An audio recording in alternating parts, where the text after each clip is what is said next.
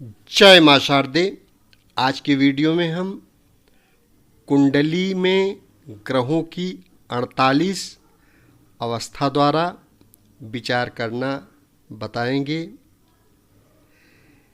इस अवस्था का गणित इस प्रकार से किया जाता है कि लग्न संख्या को ग्रह स्थित भाव संख्या से गुणा करके 27 से भाग दिया जाता है।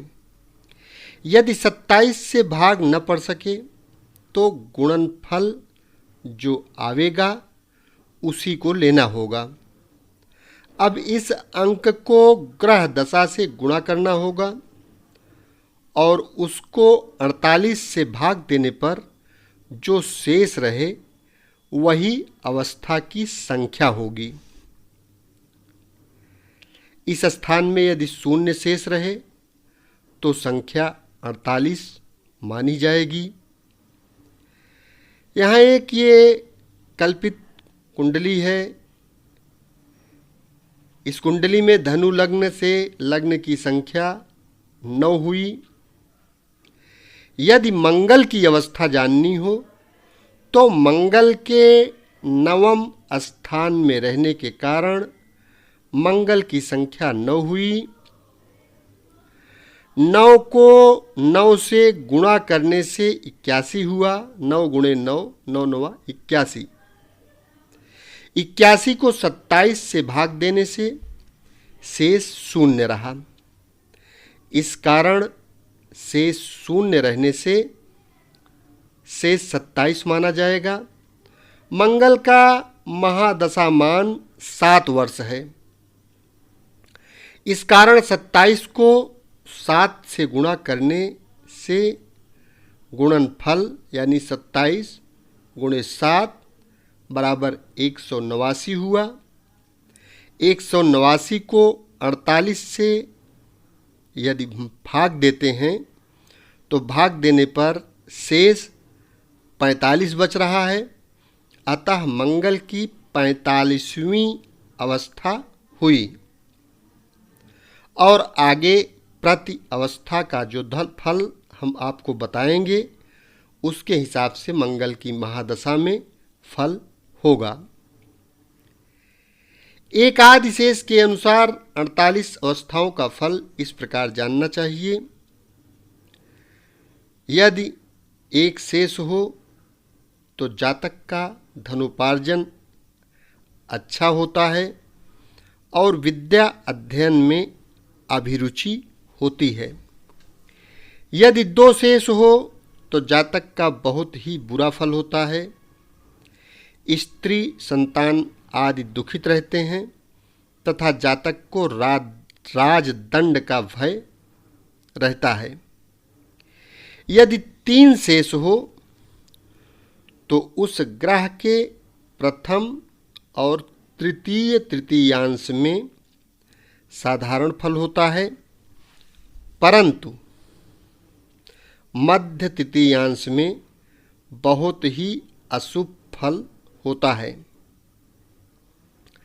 यदि 4 शेष हो तो शुभ फल होता है। गुरुजनों से भेंट मुलाकात होती है, परंतु यदि वह ग्रह पाप ग्रह हो और कुंडली के 12वें भाव में हो तो जातक को बहुत प्रकार से खर्च करना पड़ता है, यानी उसका व्यय अधिक होता है। कई तरीके से व्यय होता है। यदि 5 शेष हो तो उसका फल बुरा होता है। जातक स्वयं और उसके परिवार के लोग दुखी होते हैं और जातक देशाटन करता है। यदि 6 शेष हो तो उत्तम भोजन की प्राप्ति और सुखी भोजन होता है। यदि 7 शेष हो तो अशुभ फल होता है। जातक क्रोधातुर, असहिष्णु, चिंतित और दुखी रहता है। उसका व्यय अधिक होता है। वह ऋणग्रस्त रहता है। यदि 8 शेष हो तो शुभ फल प्राप्त होता है, नवीन वस्तुओं की प्राप्ति होती है और रुद्राक्ष की माला धारण करता है।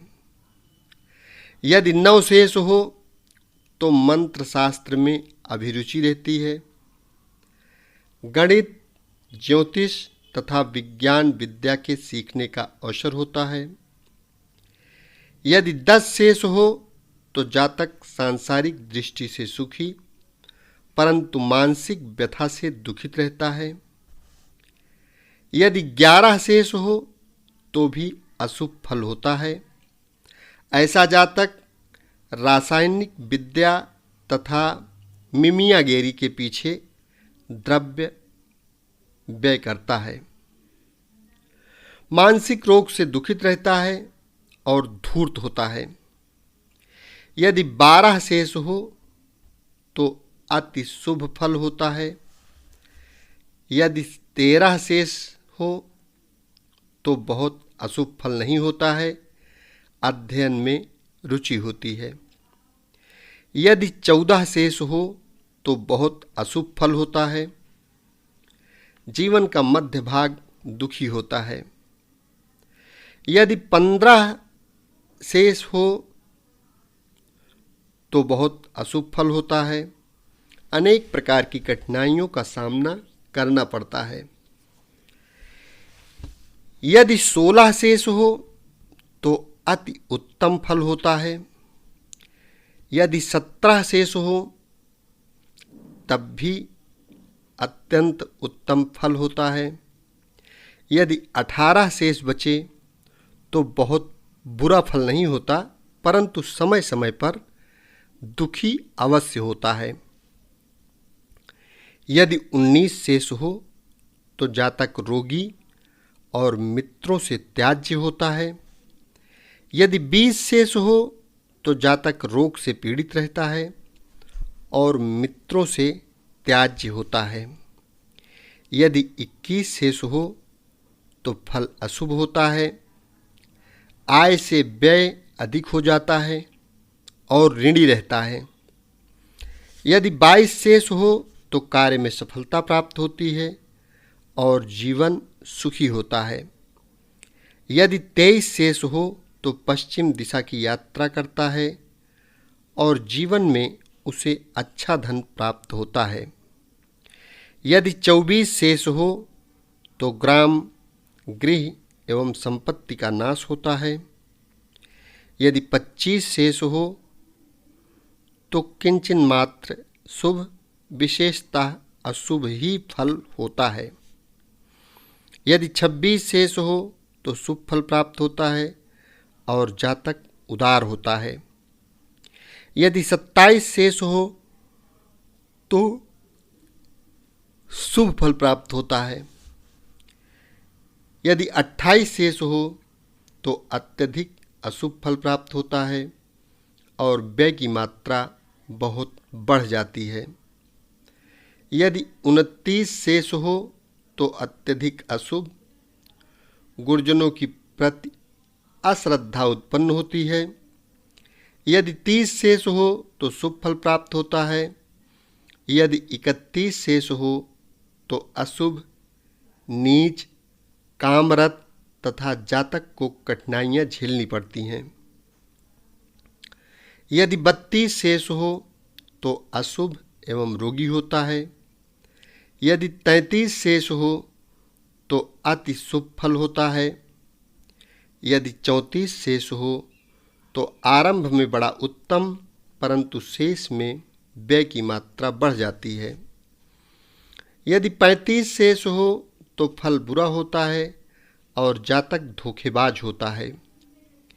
यदि 36 शेष हो तो उत्तम फल, व्यापार में उसकी रुचि होती है। जीवन के अंतिम भाग में क्षति होती है। यदि 37 शेष हो तो अत्यधिक अशुभ फल होता है। कारागार निवास का योग बनता है। यदि 38 शेष हो तो अत्यधिक अशुभ फल होता है। मुकदमेबाजी, रोग और ऋण परिणाम होता है। यदि 39 शेष हो तो अत्यधिक अशुभ फल प्राप्त होता है। यदि 40 शेष हो तो आय कम, व्यय अधिक और कठिनाइयों को झेलना पड़ता है। यदि 41 शेष हो तो अशुभ फल, शारीरिक व्यथा और शत्रुओं से दुख प्राप्त होता है। यदि 42 शेष हो तो राजदंड से पीड़ित और बहुत अशुभ फल होता है। यदि 43 शेष हो तो कुशल पूर्वक तीर्थयात्रा और उत्तम भोजन प्राप्त होता है। यदि 44 शेष बचे तो परदेश यात्रा एवं परदेश में व्यवहार उन्नति होती है। यदि 45 शेष हो तो अति उत्तम फल होता है। विद्या में उन्नति और धार्मिक भावों का आगमन होता है। यदि 46 शेष हो तो अति उत्तम फल प्राप्त होता है। व्यवहार में उन्नति और अच्छी नौकरी आदि मिलती है। यदि 47 शेष हो तो अशुभ फल प्राप्त होता है और जननेंद्रिय में रोग होता है। यदि 48 शेष हो तो सुखमय जीवन व्यतीत करता है। इस प्रकार से ग्रहों की अवस्था द्वारा कुंडली में विचार करना चाहिए और विचार के फलादेश कहना चाहिए। यदि चैनल अभी तक सब्सक्राइब न किए हों तो कृपया इस चैनल को सब्सक्राइब अवश्य कर लें, क्योंकि इस चैनल के माध्यम से आपको संपूर्ण वैदिक ज्योतिष फ्री में सीखने को मिलती रहेगी। शेष अगले भाग में। धन्यवाद।